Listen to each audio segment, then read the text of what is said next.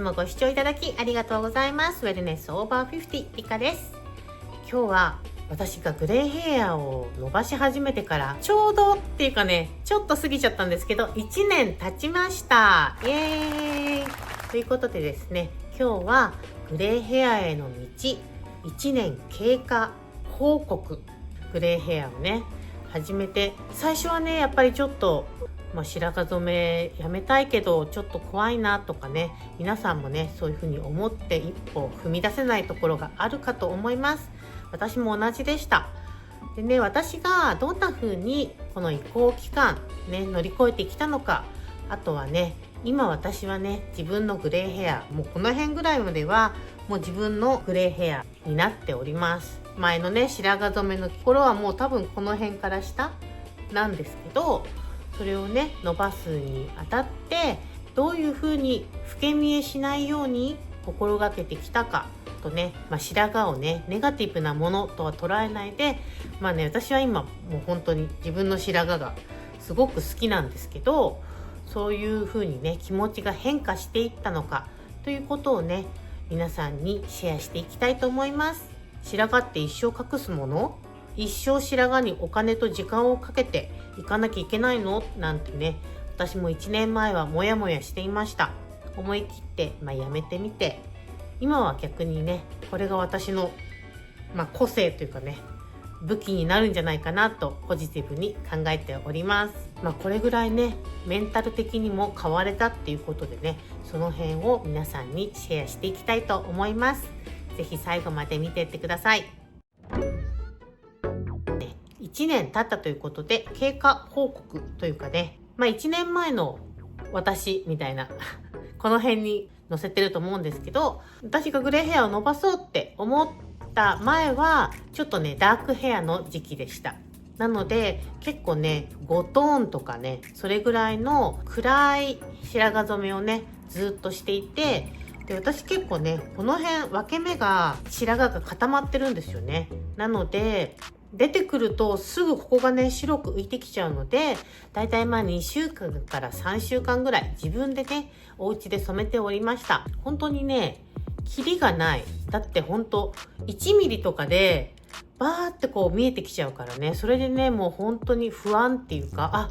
また出てきた、染めなきゃみたいなね、そういう感じでいつもね切羽詰まったというかストレスを抱えておりました。でね、やっぱり白髪染めって染料が暗い色なので結構ね傷んで見えちゃったりとかそういうこともあるんですよ。なので、2週間から3週間のね白髪染めの頻度っていうの結構多いので、髪の毛もねちょっとパサついたりとか、手入れをするのもねちょっとしんどいなみたいな。あとは私頭皮がすごい弱いんですよ今。皮膚もちょっとアレルギー持ちなんですけど、昔から普通にねおしゃれ染めをしてもただれてしまったりとか、もう頭皮中かさぶたみたいなそういう感じになっていたので、本当にこれは良くないなってずっと思っていました。皆さんもね結構頭皮に問題があるよっていう方も多いと思います。で、1年ね経ってみて、今ねさっきも言ったんですけどこの辺がねめちゃめちゃ多いんですよね。私こっち白こっち黒みたいな感じでね、なんかツートーンカラーみたいになってるんですよ。あとねこの中の方ここもねすごい多くて、ここがね本当に帯みたいにこうやってシュッて、これ本当に自分のナチュラルなヘアカラーというかねなんですけど、私はここねめちゃめちゃ気に入ってるんですよ。ハイライトっていうか本当にイヤリングカラーみたいな感じ。そうほらね、これなんか良くない？私はねこれめちゃめちゃ好きで個性的かなと思っております。なんかわざわざねデザインしてやったみたいなそんな雰囲気になってるんじゃないかなと思っております。それがねなんか私も白髪染めしててちょっと出てきたところっていうのが固まってると、ここが真っ白で本当に嫌だってめっちゃネガティブに考えてたんですよ。でも今はこの固まってる部分を逆にねすごいね好きっていうかポジティブに捉えていて、もうこのぐらいまでね伸びてこないとちょっと分かんなかったんですよね。どの辺に私が白髪が多くてどういう風な感じでこう外からね見えるただの固まってる白い嫌なやつみたいな、そういう雰囲気で前は思ってたんですけど、今はもっとねこの辺を固まってね生えてきてほしいな、もっともっと白くなってほしいって今は思っています。でね、私がそういう風に生えてくる白髪に対してねポジティブに思えるようになった気持ちの変化っていうのが、白髪を味方につけたっていうかね、味方につけたって言い方が正しいかなと思います。さっきも言った通り、白髪染めをしていた頃は最初のね本当に2週間、もう1週間経つとちょっと出てきて、みたいなでやめようって思ってはいいけれども、そこからのまず1ヶ月目2ヶ月目3ヶ月目ぐらいまでかな。3ヶ月っていうとこれぐらいですよね。もうそれがね一番辛かった。もう真っ黒に染めてたので、真っ黒ちょい出てくるみたいな、このねコントラストがすごいパッキリ出ちゃう時期なので、結構多くの人がこの辺で挫折して、またやっぱり白髪染めしようと思ってね戻っちゃう、そういうねパターンが多いかなと思います。私もねその時期が一番辛かったです。でね、私がやってきた移行期、この 1,2 ヶ月3ヶ月までを乗り切る術というかね、私がやってきたのはまずねカラートリートメントで全体をうっすら染める。でね、白髪に、入るカラートリートメントなんかはね日本でも結構あると思うんですけれども、こっちはねこのブリーチに入るカラートリートメントあるんですけど、白髪用っていうのはねあんまりないんですよ。長時間置くことによってやっぱりちょっと浸透するので、このねパッキリ真っ白っていうのを若干薄い透明なブラウンみたいな感じにはできたんですね。なのでダークブラウンのカラートリートメントを全体的にやって、それでねどうしてもこの分け目の部分、あと生え際とかね耳のところ、どうしても目立ってしまうところだけ、このねペン型のこういうねペン型のカチカチカチってすると、ここからインクがね出てきて、これをねスースーとちょっとやってみようか。シューシューってやつね、ほら結構黒くなる。でこういうので分け目のとこだけねちょっとやって、そうこんな感じでねチッチッってやると、ほらちょっと黒くなるじゃない。そうするとパッキリここまで分かれてたのがうまくごまかせるんですよ。でこれを使って3ヶ月ぐらいまでかなやっておりました。私的にはこれがねすごく便利でやりやすかったです。シャンプーしちゃえば取れちゃうのでテンポラリーなんですけど、それでもねやっぱりねパッキリここのね白黒みたいな感じになっちゃうのをちょっとねなじませられるので、ぼかしハイライトみたいなののテンポラリーみたいな感じでねやっておりました。本当に3ヶ月ぐらいまでのねここまでの間結構有効かなと思います。あとその後もうちょっとね伸びてきたら、もう結構ねこの白髪が明らかになってきたので、そこからね白髪ぼかしハイライトっていうんですか、それをセルフでするようになりました。まだね全体的には白髪染めのねすごく暗いトーンでボブだったので、そこにねちょっとシュッシュッシュッと淡いブラウンが入ることで、ちょっとここのね白髪とちょっとつなげていくような雰囲気でやっておりました。これもねセルフでやる白髪ぼかしハイライトっていうねビデオも出してるので、もしよかったらやってみてください。さすがにハイライトをね自分でやるのはちょっと無理だよっていう方は、いろんなね美容師さんが今ね白髪ぼかしハイライトっていうテクニックねメジャーですので、上手な人とかね自分がやりたいスタイルをインスタグラムとかで投稿しているような、そういう人をね探してやってみてください。あとは白髪ぼかしハイライトの時はねやっぱり引き続きダークブラウンのカラートリートメントでそのハイライトをね黒ダークブラウンの筋みたいな感じでねナチュラルに馴染むような感じでやっておりました。でね、私も結構飽き性なので、もうダークヘア飽きたなみたいな頃がやってきたんですね。でその頃になるとこれくらいもう間が空いていたので、自分がねどの辺にたくさん白髪があるのかっていうのが分かってきたんですよ。さっき言ったこの辺の色がすごくね、帯みたいにね、こうやって白いのがピュッて入り始めたので、これはと思って、そこにつながるような雰囲気で耳周りのね、この辺にイヤリングカラーっていうんですかね、インサイドをブリーチして、ここに色を入れる、そういう感じでね遊んでみました。なので全体的にはダークなんですけど、ちょっと描き分けるとここだけスッとねハイライトの帯が入るみたいなね、こう自分のナチュラルなカラーからつながっていくような感じだけど、そこに至るまでの前段階っていうかなで、ちょっとハイライトをね入れてみたりしました。でその時にトナーっていうものをね使って、グレーっぽい色ですとかピンクっぽい色ですとか、そういうのを入れたんですけど、それがね、私何回も自分のビデオでも言ってるんですけど、トナーはやっぱり地毛をねちょっと明るくする作用があるんですよ。2つの液を混ぜて地毛の色をちょっと明るくして、そこに色を入れるみたいなね感じなので、それがね多分この辺からトナーを使ったところになってるんですよね。ちょっと全体的に地毛も明るくなってしまいました。なのでもし地毛はね本当に自分の色を活かしてやるように持っていきたいっていう方はね、トナーは使わないでおいてください。カラートリートメントとかカラーマニキュアとか、上からね髪の毛にコーティングするようなセミパーマネントっていう色味を使うようにしましょう。そうやってね、私は結構、白髪染めやめます。だからもう絶対何にもしませんっていう感じではなくて、カラートリートメントを使ってみたりとか、ハイライトを入れてみたりとかしながら、自分の白髪を生かす、そっちの方向でカラーを楽しむ、そういうスタイルをとっております。なのでね、飽きずにね、いろいろこの1年過ごしてこれました。それもね、一つのポイントかなと思います。あとね、皆さんがやっぱり不安に思うことの一つ、おばあちゃん味が出ちゃうんじゃないかなっていう私もねそれが一番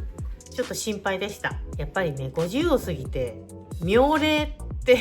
いうか、ミドルエイジですよね。明らかにミドルエイジなんですけれども、さらにね髪の毛まで白髪がすごい出てきて、もうなんかますますおばあちゃん感が出ちゃうんじゃないかなっていうのが私の一番不安。それを補うっていうかね、おばあちゃんっぽく見せないように私が努力していることをいくつかお知らせしたいと思います。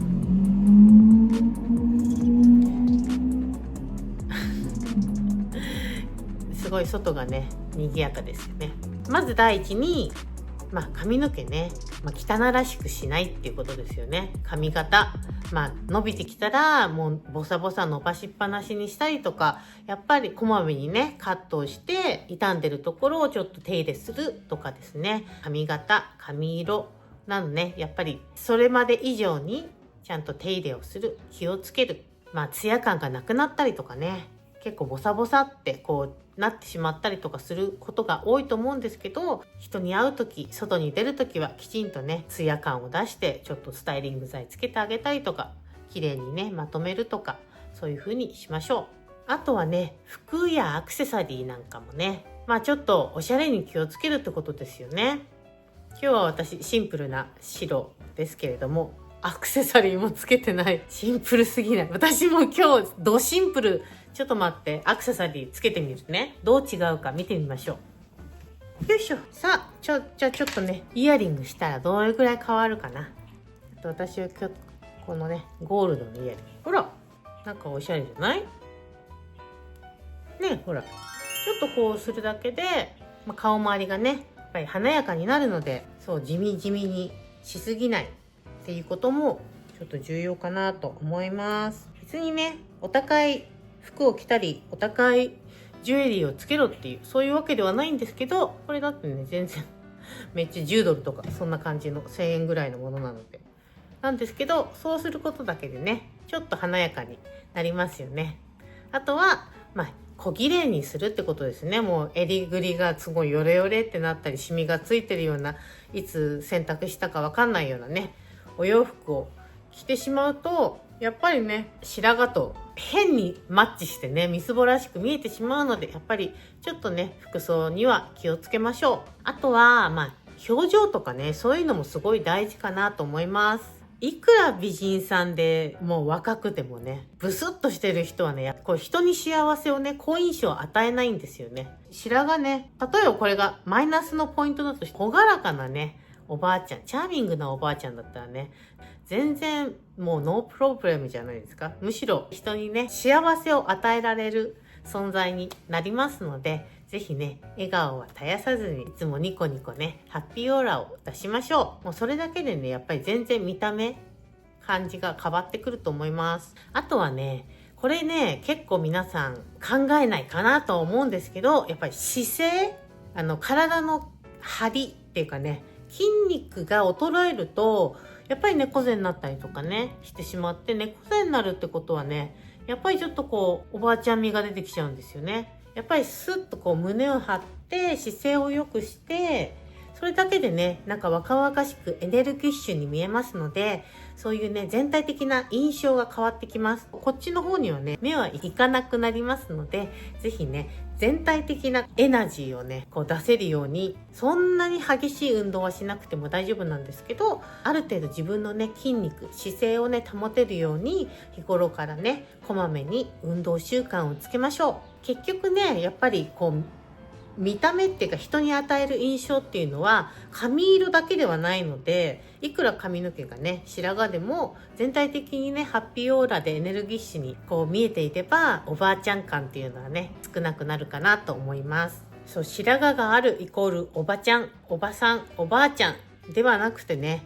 自分らしくこう生きているこう女性みたいな、こうちょっとこうステージが上がった女性みたいなね、そういう風な感じで皆さんにね見てもらえたら嬉しいかなと思います。私ねちょっとアメリカに住んでるのもあって、どうしてもねアジア人って若く見えがちなんですよ。なので私仕事でねメイクアップしてるんですけど、こっちだとやっぱりキャリアがある人の方がねみんなねおってこう尊敬っていうかされるんですね。あなた何年やってるのこの仕事みたいな結構聞かれること多いんですよ、やりながらね。そうすると25年ぐらいかなとか言うと、みたいな。若造だと思ったみたいな。もう完璧に若造だと思われちゃうので、多少ね、ちょっと白髪があった方が、私的には、年相応っていうかね、それぐらいに見られるし、ちょっと見た目ね、若々しく見られるんだったら、なんかこう説得力があるっていうんですかね。自分にも気を使ってるし、私のことも綺麗にしてくれそうだなってお客さんにもね思ってもらえると思うので、私はね結構これ自分でねちょっとポジティブにね捉えております。もうなんか武器みたいな、私の武器みたいな感じでアドバンテージかなと思っております。それでね、私がこの1年で白髪染めをやめてみて、髪だけじゃなくてね、ちょっと気持ち的にもポジティブになりました。先ほどもね言った通り、もうねこの白髪っていうことが私の個性であり、武器であり、そうネガティブじゃなくて、もうそれはねアドバンテージだと思っております。皆さんもね白髪染めやめたいけどその一歩が踏み出せないみたいなね方も多いと思います。ただ私が言えるのは、一回やめてみて。とりあえずもしやめたいと思うんだったら一回やめてみよう。で、私のやっぱり一番ハードだったね3ヶ月目ぐらいまでこうちょっとやめてみて、このね自分がそれをテイクできるか受け入れられるかっていうこととの相談なんですよね。で、私はカラートリートメントだったりとか、さっきのねペン型のこういうねちょっとごまかすマスカラみたいなものですとか、そういうもので結構ね簡単にその3ヶ月間乗り越えられました。で、その後もちょっと伸びてきたね白髪と馴染むように全体的にね薄くハイライトを入れてみたりだとか、飽きないように自分でねちょっとヘアカラー、イヤリングカラーしてみたりとか、私は全部セルフでやってるんですけど、セルフでやる必要は全くなくて、美容師さんとね相談しながら徐々にねこうやって全体的に自分の白髪を生かすような方向でどうやっていったらいいかなって相談しながらやっていったら、絶対に乗り越えられない壁はないので、そう2年経てば全部だいたい全部白髪になれるかなっていうので、今まだね半分途中なんですけど、もう今ねもう1年も経ってしまったら、あと1年ね軽々といけるような気がしております。なのでね、とりあえず最初の3ヶ月半年ちょっと辛い時期をね乗り越えられるようにいろいろ工夫をしてみてください。これからもこのグレーヘアねやっていきたいし、タレントさんの中尾美恵さんとかすごいね素敵なねおばさまたちがいいお見本としているので、ああいう風になんか生き生きとねこう自分の個性としてね楽しみたいかなと思っております。白髪って人それぞれやっぱり生えてくる部分が違うんですよ。なのですごく個性的だし、誰一人同じ人はいないんですね。なので自分のオリジナルのねスタイルっていうのをここでねちょっと楽しんで、今後この50歳からこの後の人生を楽しんでいければなと思っております。よかったらぜひ一緒にねグレーヘア楽しんでいきましょう。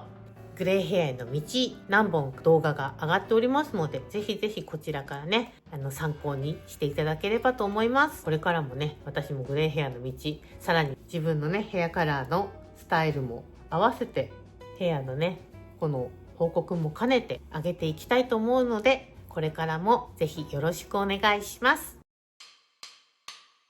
それではこの動画がね役に立ったよっていう方はぜひ高評価とチャンネル登録ぜひぜひよろしくお願いします。